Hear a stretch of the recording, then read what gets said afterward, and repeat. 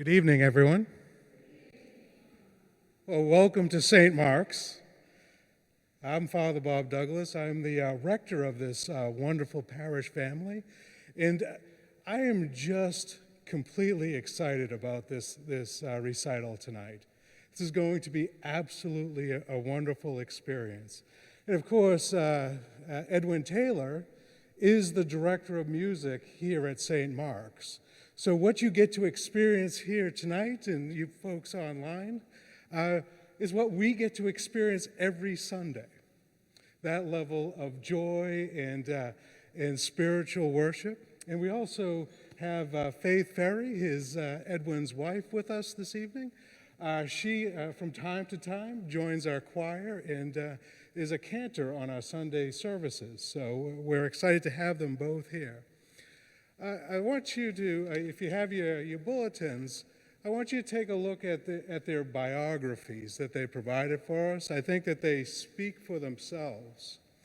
But one thing I do want to draw your attention to is that Edwin starts off his biography as a lifelong church musician. And I'm here to tell you that I think Edwin is selling himself a little bit short. Because the truth is that he leads us into the presence of holiness every Sunday.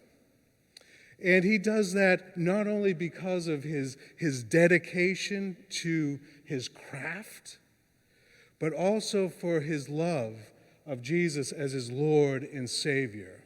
So all of that comes forward.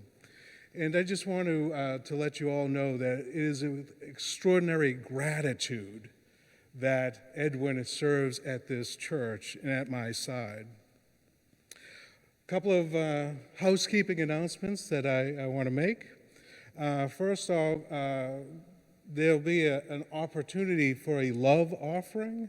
There's 2 plates down by the font in the back, and if you want to place a little something in the plates, you're more than welcome to do that.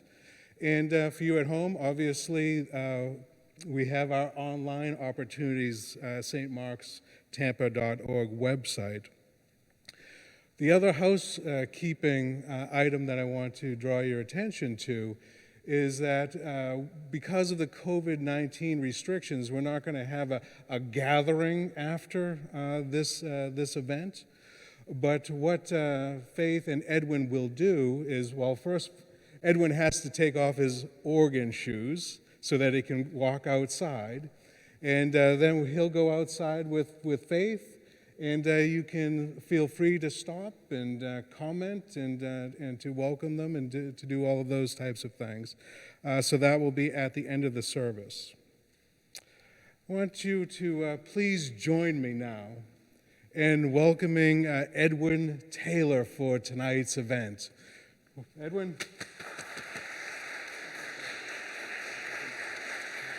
Thank you.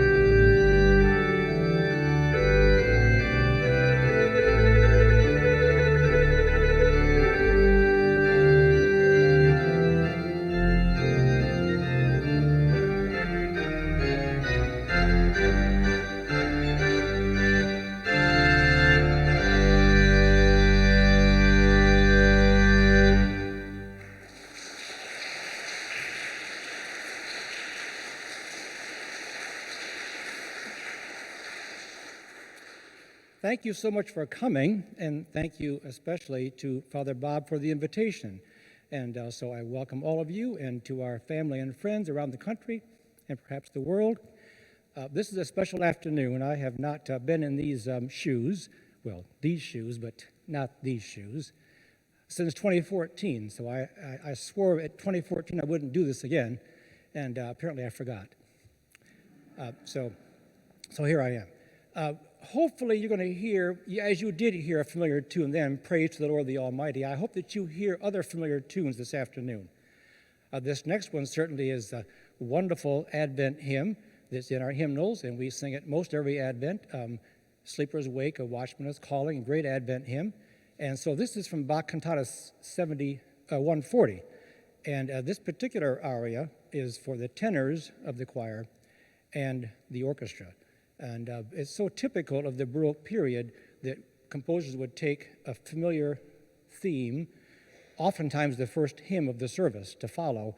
And then, since they were the organist, their job was to play a prelude, and they would play a prelude either extemporized or that they had composed before based on that first hymn. So the prelude, as the service is gathering, would be based on the tune they were about to sing. So we could assume that we were going to sing this hymn for the processional hymn, and I would be playing this piece for the prelude.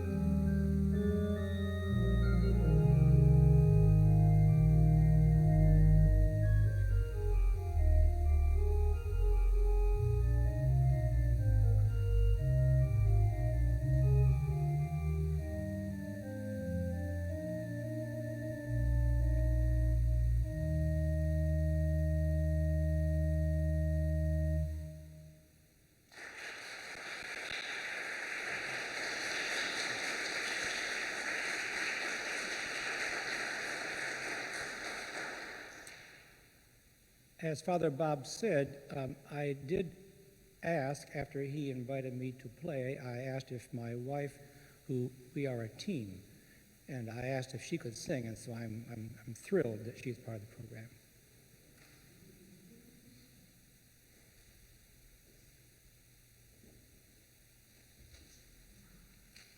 This morning I was studying the lectionary with some friends from Connecticut. We do this every Saturday morning. It gives us a direction to bellyache and complain about COVID. But, you know, this one is not the Magnificat, but it says a lot what the Magnificat says. Plus it says, away with complaining. So I kind of got, you know, a God moment saying, okay, sing the song.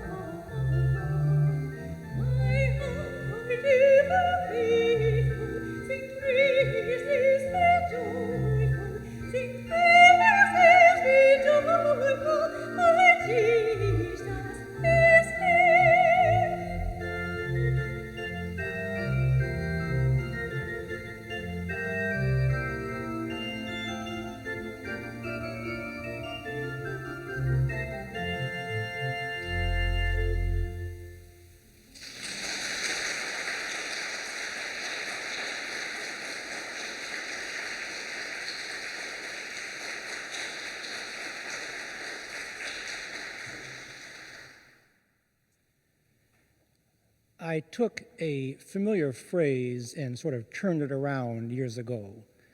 I said, every accompanist needs a good singer. So I married her. I was very, very blessed and privileged as a child. My sister, who's also a stunning musician, but not keyboard, she's trombone and conducts and teaches middle school, as my wife did for many years. But we were taken to numerous concerts. So I can look back and I can cite that I probably saw every major pianist, violinist, organist of the 20th century. Saw Rubinstein, Panerio, Rudolf Zirkin, all of them, Horowitz. But then when it comes to organists, my parents were quite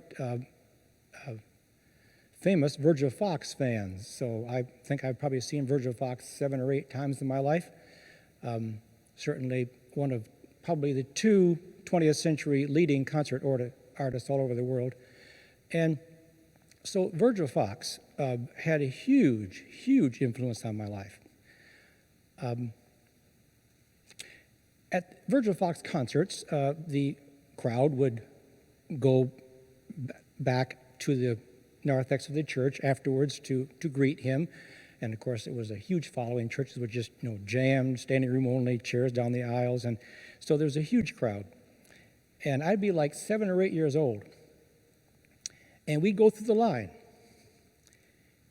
And every time, he'd speak to the people before us in line. We'd keep getting closer and closer. And just as we get there, he'd say, "Friends."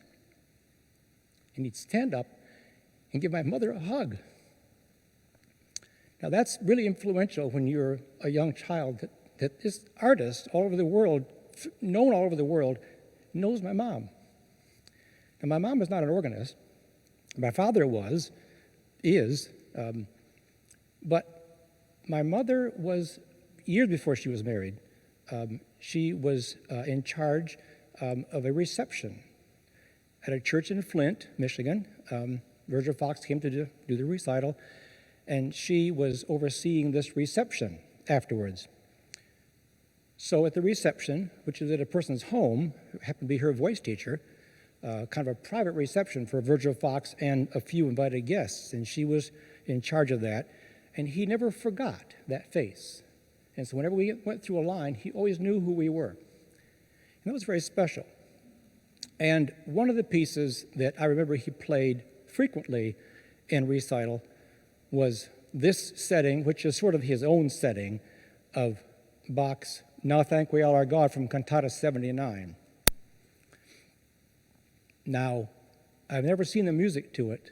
It is published, but I only play it the way he played it, the way I heard it, and my thank you.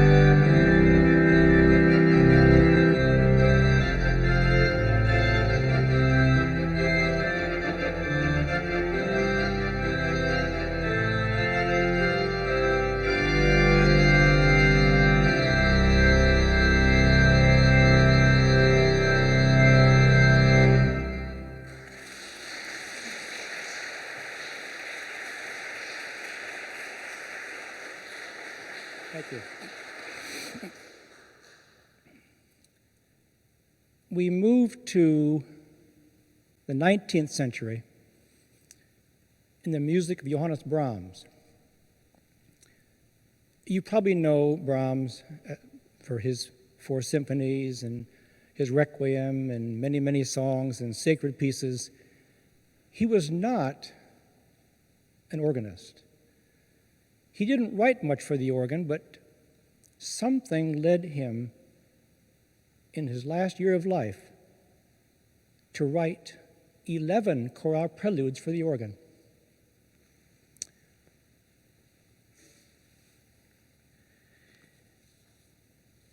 And this particular one is a very, very luscious, warm setting of a beloved Advent carol, certainly, Lo, How a Rose Are Blooming. And if you're at all familiar with his wonderful symphonic piece, also he arranged for 2 pianos, variations on a theme of Haydn, he can pretty well disguise the melody, can't he? Well, I can barely hear, and I know this piece really well, I can barely find Lo, How a Rose in this piece. He so thoroughly wraps it down inside other notes. So it's not necessarily that I hear the tune, but it is part of my Advent and part of my Christmas. And just so you know, St. Mark's probably knows this from some articles I put in the Messenger, but as my father no longer can see from macular degeneration, he's going to be 98 in January. I grew up with him practicing the organ every week for church, so I'd come home and he'd be practicing, and we'd have to get my practice in and my sister's practice in, so she could go in the basement because the trombone couldn't move. She was always jealous of the fact that the grand piano and the organ did not move. So she went to the basement to practice at the same time, so I would just play louder, and then she'd play louder, and the parakeet just really got off on that. But I to this day play a lot of pieces that my father played, that I heard him play, that I turned pages for. And so this is a piece that when I look at this piece, I see my father's fingering and his registration, his marks. And so that's part of my Christmas. So I give that to you. This is Brahms' Lo, How a Rose Are Blooming.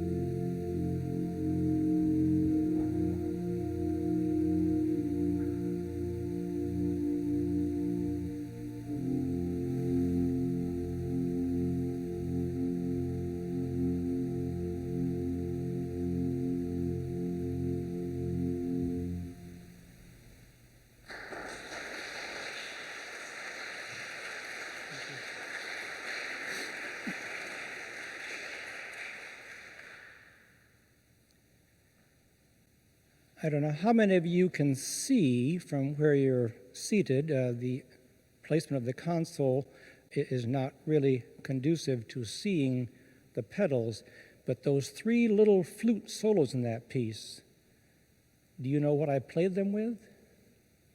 My feet. Both hands were busy, and then Brahms writes this little melody that has to be brought out somehow. Well, that's all I have left. Pedals don't always have to have that big bottom, which we like. When we sing hymns or you listen to a big Bach prelude and fugue, you want to have that nice 16-foot and 32-foot on the bottom. But feet can very nicely play a melody. You just have the higher stops, and then you can actually accompany that with your hands. It's a very tender thing. It's an amazing thing, actually. We don't think much about it. We just walk around day in and day out, and they're just down there. They better be down there.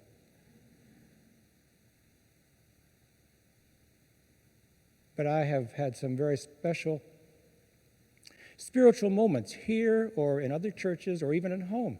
When I had an organ when I was growing up, to play Jesus Loves Me, accompany it on the hands with some nice warm chords in something as clumsy or unthought about as our feet can play Jesus Loves Me. It's a very tender thing. And it reverses some things. It makes you grateful for your feet. That you can do something with your feet that is as tender as Jesus Loves Me or Away in a Manger. Feet can do that. It's really all just in the shoes. This next piece happens to be the first of Brahms' 11 chorale preludes, Opus 122. He did not assign Opus 122 to this piece because he really didn't write much organ music, but after he passed away, found on his desk was the autograph score of all these 11 chorale preludes, and this is the first one. It is based on a hymn that we don't sing, unfortunately, anymore. My Jesus leadeth me, or my Jesus calls to me. We could sing it. I could write it out. We could sing it on some Sunday morning here very easily. It's not in hymnals anymore. It's called an extinct hymn, which frustrates some of us. So maybe we'll sing it some Sunday. These are the words.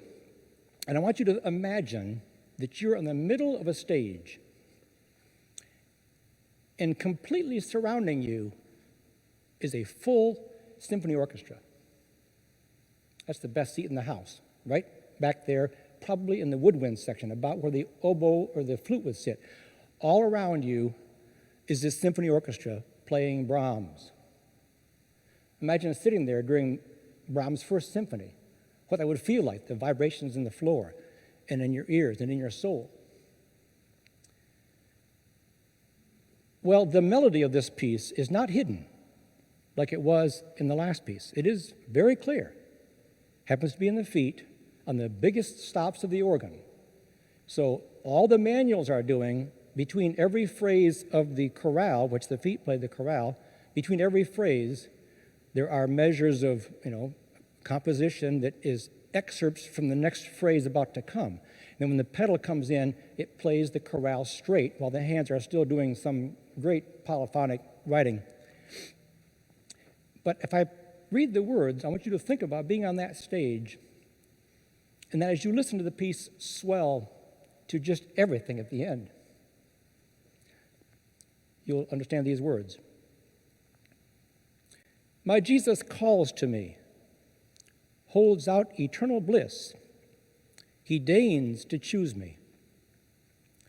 Hear, Lord, thy servant meek sings loud the bridegroom's praise.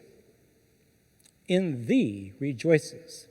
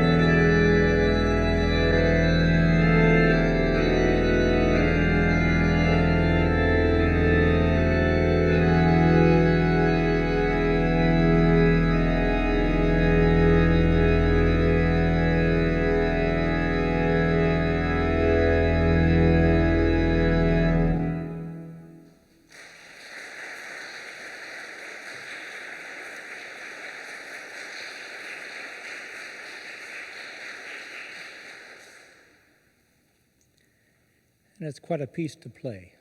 It's just, I think I always feel a little bit of Brahms in there. And then as he was perusing his Lutheran hymnal for the chorales that he wanted to use to write his last work, it is his last work, along about number 4 or number 5 in the set is a set of a wonderful chorale by Heinrich Isaac from 1493. It's a secular piece, as would be at that time. O Innsbruck, I now must leave thee, which along with the Reformation and the need for the congregations to be singing the hymns, not just the celebrants at the far end of the church, but all of us need to be singing our hymns, they had to start writing words for people to sing. And it had to be in the vernacular. Of course, it would have been in German, but had to write in the language of the people, not Latin. So they went to lots and lots of secular melodies, some rather dance rhythms, and they had to straighten the rhythms out so it sounded like church music now. And so the words, O Innsbruck, I now must leave thee, which was actually a love song, was changed. The words were changed to O Welt, ich muss dich lassen, O world, I now must leave thee. Well, it wasn't enough, apparently, that Brahms had already set that as like number 4 or number 5 in this set of 10 pieces at the time. He went back to it and set it again as number 11.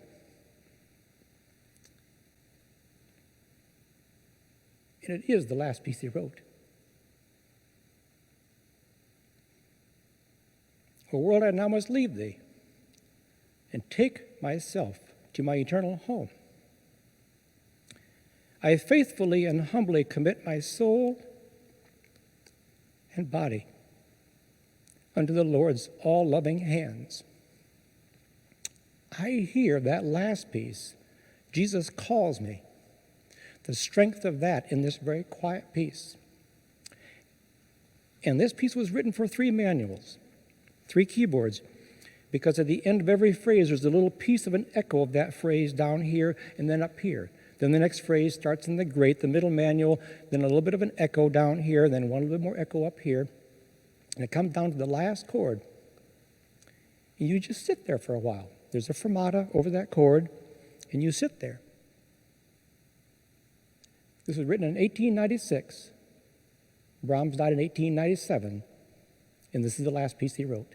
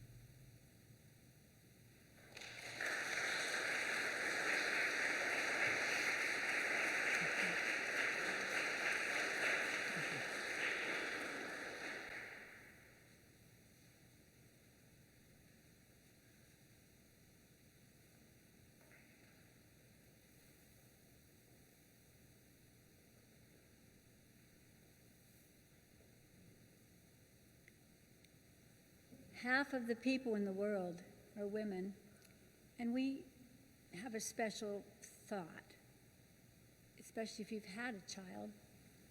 And that's that excitement when you first feel that baby move. Nobody can explain that. But then there's one we can share with everyone, and that's when that baby doesn't go to sleep. And you sing a lullaby, and I think of Mary singing a lullaby to Jesus. Amid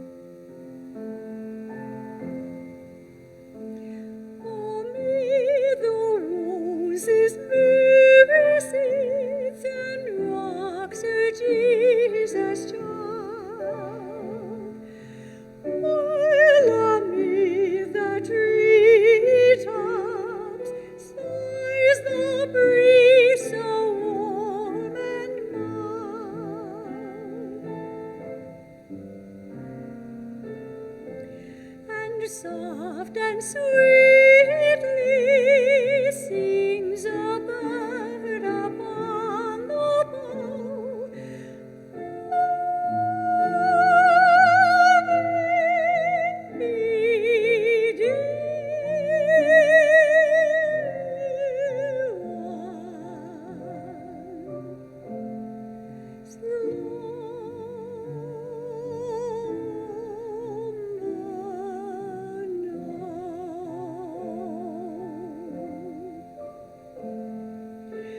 Happy is your laughter, holy is your silent rest.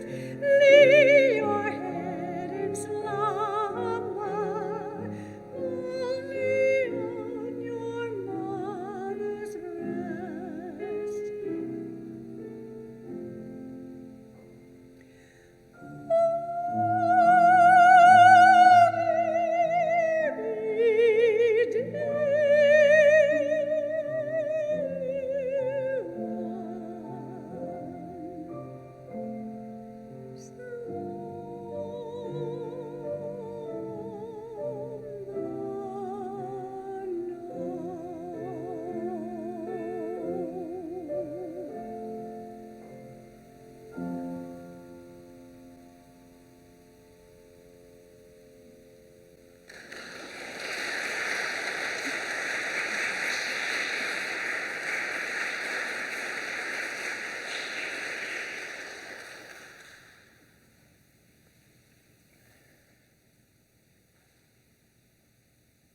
John Patterson approached me a number of years ago when his daughter was getting married. He wanted me to write some brass music for his daughter's wedding. So I did.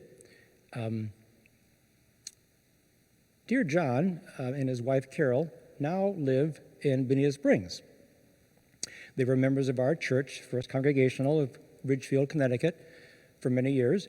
And in planning for the wedding, I asked John, well, do you want like a brass quartet or a quintet or octet or a nonet? What size brass do you? Oh, just big. Just, Edwin, just make it big.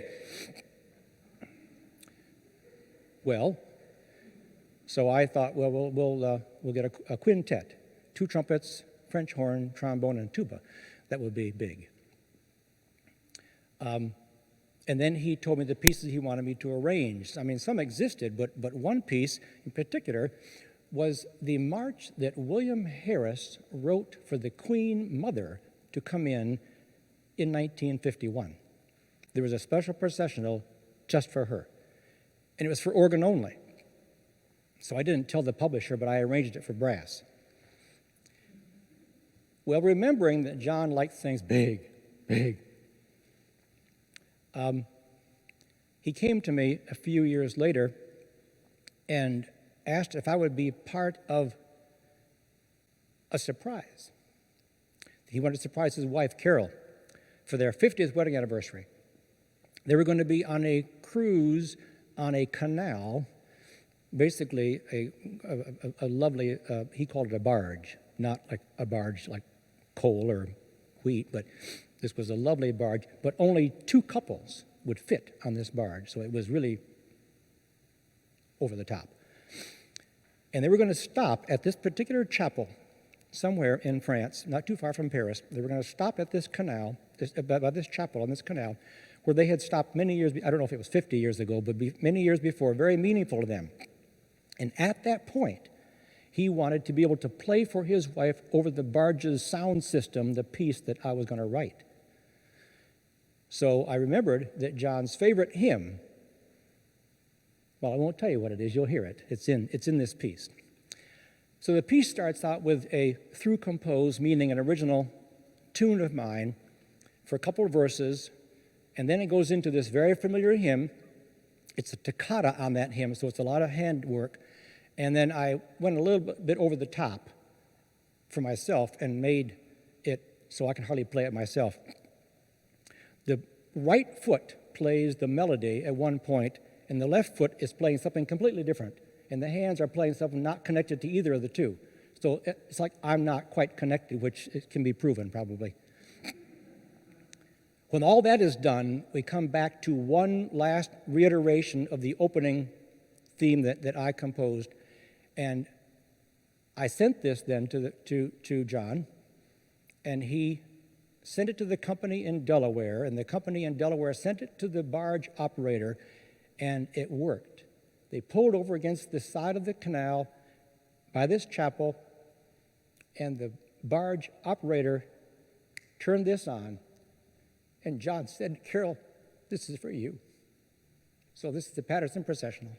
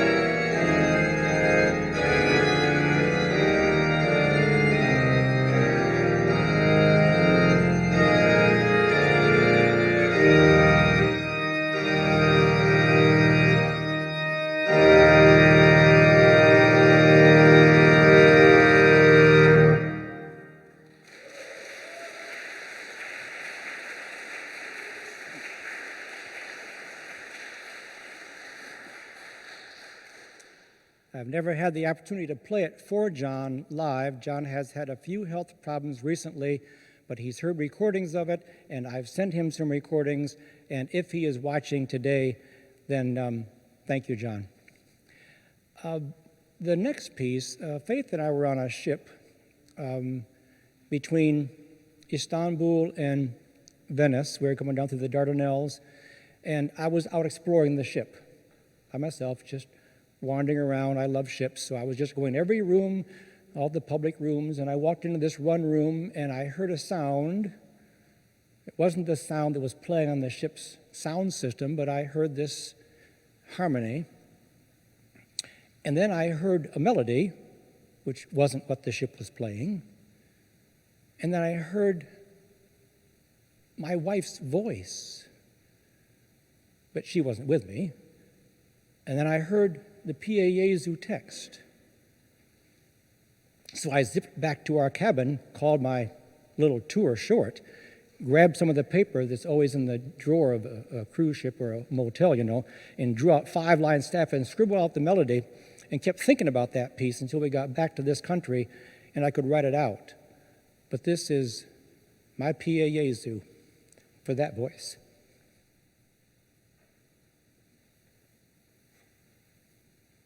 And of course, Mary, who rocked her baby, also was there at the crucifixion. But I think maybe she knew about the resurrection too.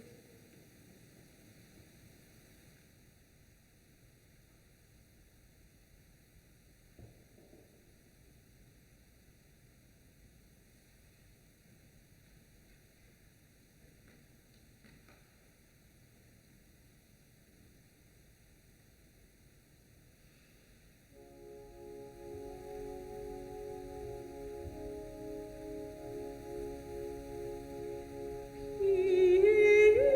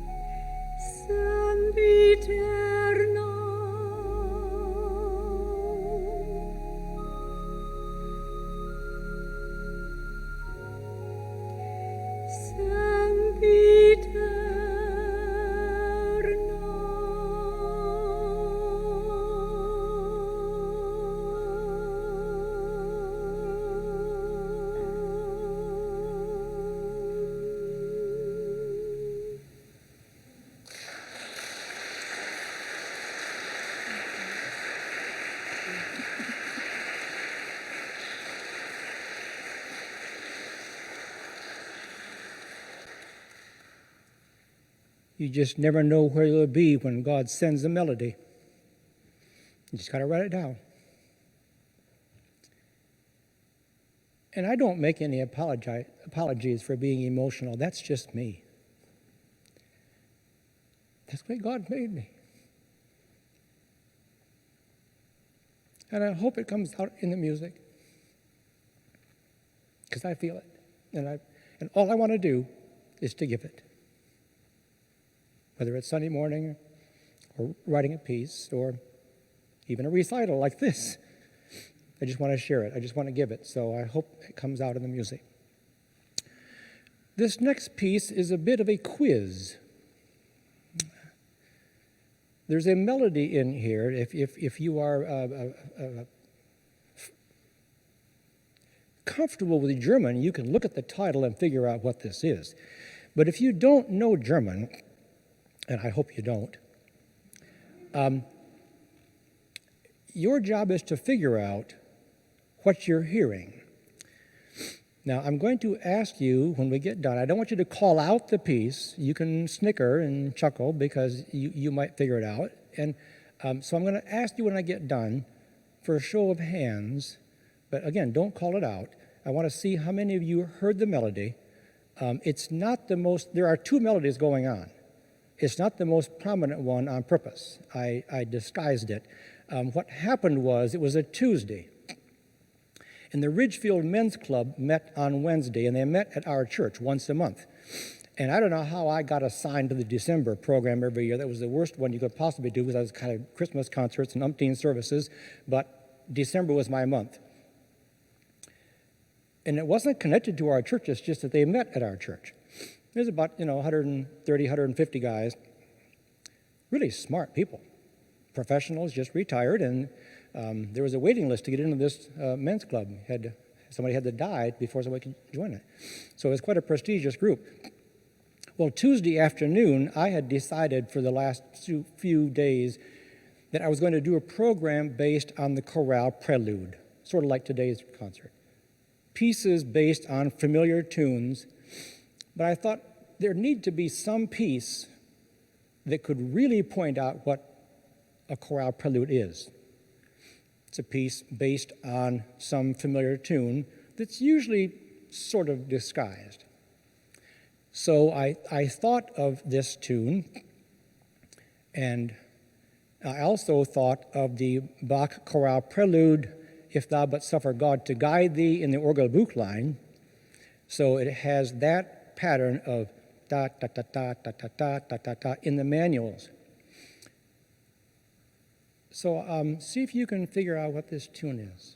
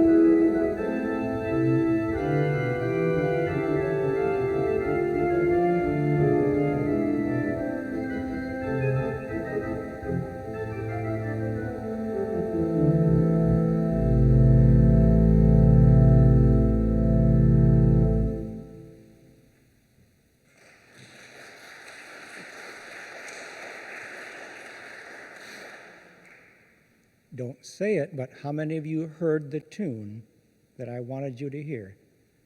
Sort of. Sort of didn't want you to hear. Okay, nobody knew it. Well, that's interesting because I wrote this piece on Tuesday afternoon, and the next day the men's club met, and I played it for them, and one of the guys, raised his hand and named the tune. And I played it for my wife, and she did not hear the tune. It is in there. Now, I think maybe I'll play it again, and I have a way of making that stop be a little bit louder. Now, do you know the term augmentation in music? There's diminution or augmentation. Well, augmentation means you take a melody and you stretch it out much longer. So a piece could be, but I can play each of those notes that long and have lots of notes in the manuals per one note of the melody. That is part of what disguises it. You heard lots of activity, didn't you? Well, the melody was played once in the entire piece. The whole piece was a melody played one time, and the slowest notes of the piece was the melody. Now, I'll do it again, and I hope when I turn around, I'll see, I normally would say see smiling faces, but I can't see smiling faces today. But if you recognize the tune, just raise your hand. So when I get off the bench next time, maybe I'll see some hands up in the air. Let's try it. Listen carefully.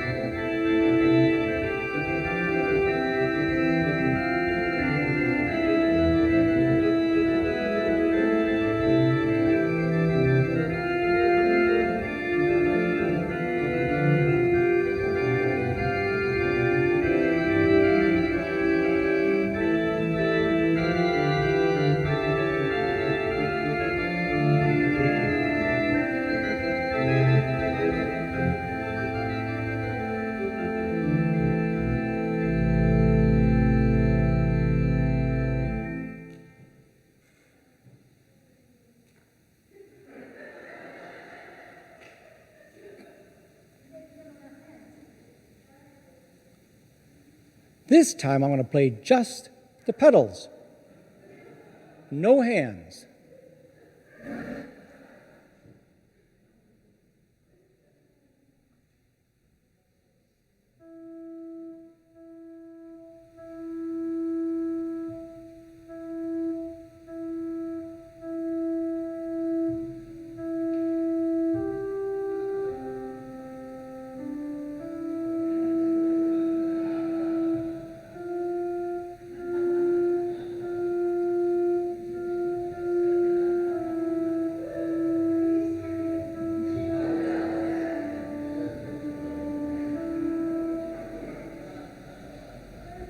Okay, sing along.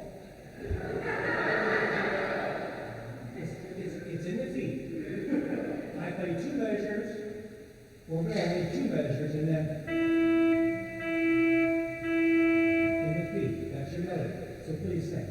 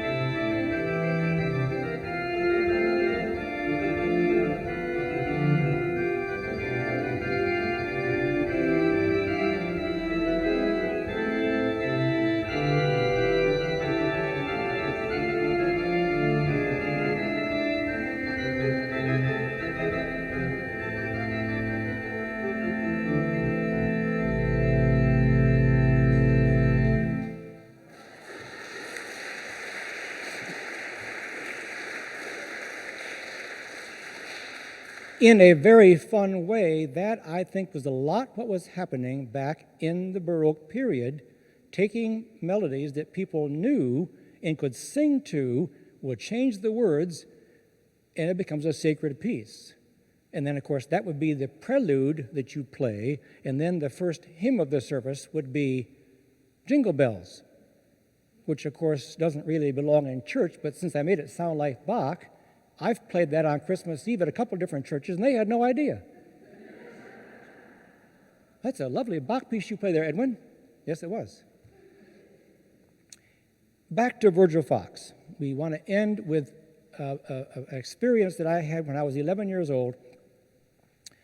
A new organ was put in at First Presbyterian Church in Flint, 75 rank organ, 75 times 61 is how many pipes that church had. Brilliant instrument, absolutely brilliant. I did not know when I was 11 that I would be taking lessons on that organ 4 years later. But I was taking piano lessons from 6 to 15 for 9 years, and went to First Pres to this concert, and we got there like an hour ahead, because Virgil Fox concerts, like I said, are just SRO. So we were sitting about the middle of the room. Now, the director of music at that church since passed away, but I knew his daughter, and he sent me to Westminster and sent many, many students to Westminster Choir College. 4 or 5 at a time were there, fully matriculated students. He had a choral program, choral and hymn, let's just say a music program which was the largest east of the Mississippi River. He had 725 participants in the music ministry of the church. 725. A hugely musical church was First Presbyterian Flint. He got this organ in and got Virgil Fox to come to do the dedicatory recital. So it's only 15 miles away, so of course we were there, right in the middle of the room, center aisle, about halfway down. He played a slam bang program, as he always does, totally memorized. Played 2 or 3 encores. The audience wouldn't let him go. So he said, I know. Open your hymnals to, he mentioned some page, a great hymn of the church. Church is one foundation. I want you to stand and sing that hymn, he said. So it's 4 verses. And so the first verse was pretty much what the hymn book said. Second verse, it started to depart. And by the 4th verse, it was all Fox. And you just held on. You fastened your seatbelt and you held on, because all around you sounded like angels. He wasn't playing the tune, but we all knew the tune. How do you not know that hymn? He was playing to beat the band. And I remember very well, I was 11, and I remember the feeling of not being able to sing. And I said to myself, I want to do that in my life. I want to be able to play a hymn and have the people in the congregation, the church that I'm serving, feel like I did that day, enveloped in sound, so you feel like you're this big and God is that big, and you just lose yourself in this sound. It's not a sound that hits you and knocks you over. It's a sound that envelops you. So we organists like to reharmonize hymns, 3rd verse, 4th verse, etc., to just add glorious splendor. I'm not going to reharmonize this next hymn. This is a hymn. It's called Farmer, you see. It's called Farmer because I wrote this hymn tune for my sister's wedding. It was just a couple years after Faith and my wedding. And so it's called Farmer because Martha Taylor married Terrence Farmer, another musician. And so I'll play the introduction as we do on Sunday morning. I invite you to stand and sing all verses, and I think you'll hear a descant from a couple of voices on the last verse. Let's stand.